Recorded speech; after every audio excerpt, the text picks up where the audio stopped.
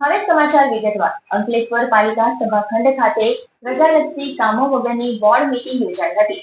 આગામી budget board અનુલક્ષીને વાર્ષિક ભાવો અને ખર્ચ મંજૂર કરવા 74 એજન્ડા રજૂ કરાયા હતા. બહુમતી અને સર્વાનુમતે તમામ કામો મંજૂર કરવામાં આવ્યા હતા.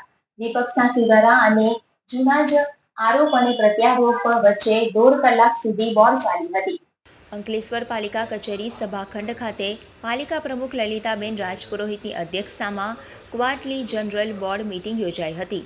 ચીફ ઓફિસર કેશવ કોલડિયા, કારોબારી ચેરમેન નિલેશ પટેલ સહિત 24 સભ્યોની હાજરીમાં બોર્ડ મીટિંગ મળી હતી, જેમાં સત્તા પક્ષના 21 અને વિપક્ષના 3 સભ્યો હાજર રહ્યા હતા.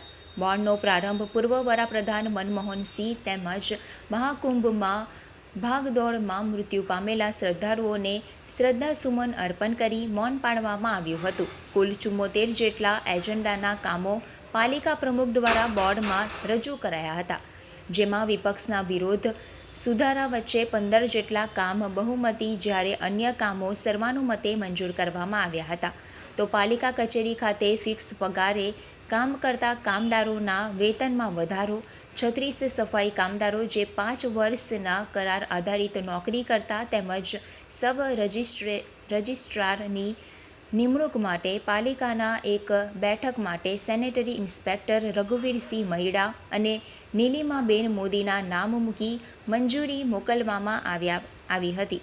ટેકનિકલ અને નોન ટેકનિકલ જગ્યા પર કરાર ધોરણે વય નિવૃત્ત થયેલા કર્મચારીઓને નિમણૂક આપવાના બહાલી આપવામાં આવી હતી. તો જ્યારે અન્ય કામોમાં વાર્ષિક ભાવ તેમજ વાર્ષિક ખર્ચ અને અન્ય એડહોક અને એડવાન્સ ખર્ચ મંજૂર કરવામાં આવ્યા હતા. વિપક્ષના એ જ જૂના સુકાવલી ડમ્પિંગ સાઇટ તેમજ ડ્રેનેજના મુદ્દે પુનઃ આક્ષેપ કરવામાં આવ્યા હતા.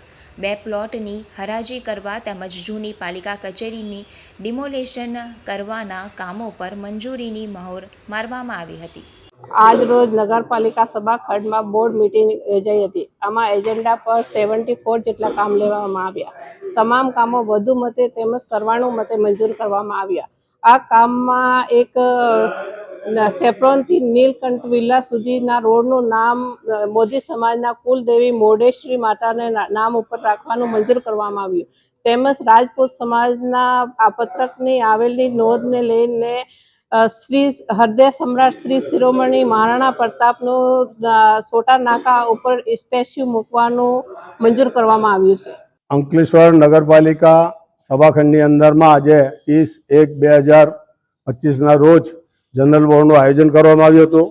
જનરલ બોર્ડની અંદરમાં કામના એજન્ડાની અંદરમાં 1 થી 74 સુધીના કામો હતા, જેની અંદરમાં ત્રિમાસિક હિસાબ અને ડ્રેનેજ વિભાગના કામો, પાણીના અને રોજમદારો જે 36 જેવા લેવાના હતા તે બાબતની ચર્ચાઓ ચાલી.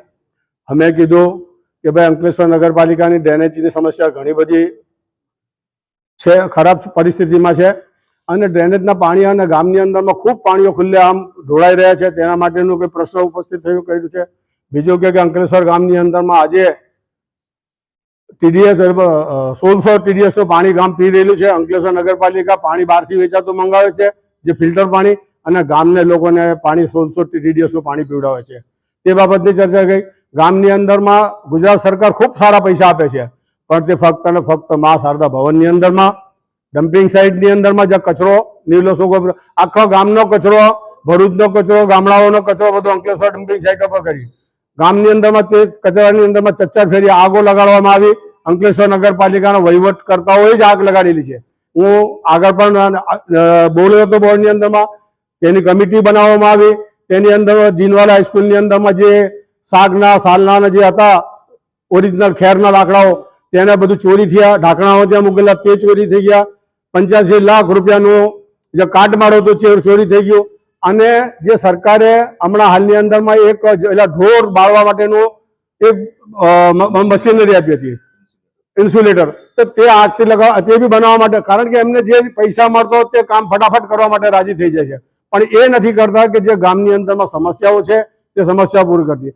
આજે તમે ગામ આ શહેરની આટલી મોટી GIDC હોય, આટલું મોટું ગુજરાત ગેસનું આપણે ત્યાંથી NGC એટલી મોટી હોય, એ બધું એટલું બધું હોવા છતાં આજે અમારું અંકલેશ્વર ગામડા કરતાં વધારમાં છે. આજની જે બોર્ડ હતી એમાં પ્રજાલક્ષી કામો કેટલા હતા અને વહીવટી કામો કેટલા હતા? પ્રજાલક્ષી કામોની અંદરમાં જે બોર્ડની અંદરમાં જ્યારે બજેટની મિટિંગ આવતી હતી, બજેટની મિટિંગની અંદરમાં બોર્ડ કામ લાવવાના હતા, તેની જગ્યાએ આ લોકો આ બોર્ડની અંદરમાં ભાવ વધારવાના કામો મૂકી દીધા. આમાં પ્રજાલક્ષી કામોની અંદર કોઈ વિકાસના કામો, કોઈ ગટર કે એવું કોઈ આયોજન હતું? કશું જ નથી. આ બોર્ડ ખરેખર શાના માટે બોલાવવામાં આ બોર્ડ એમના ભાવો મંજૂરો કરી લેવાના હતા, કારણ કે આવનારા દિવસોની 1 મહિના પછી જનરલ બોર્ડ આવશે, તે બોર્ડની અંદરમાં બજેટના કામો હશે, તેમાં હમણાંથી આ લોકોએ બજેટની અંદરમાં સમાવેશ કરી લીધા છે. ટૂંકમાં આ બજેટની પુરોગામી બોર્ડ તરીકે યસ, એવું માની શકાય. તેમાં આ બોર્ડની અંદર તમારા કેટલા કામોમાં વિરોધ રહ્યો અને કેટલા કામમાં અમે લીટીઓ કરી છે, કારણ કે 74 જેટલા કામો હતા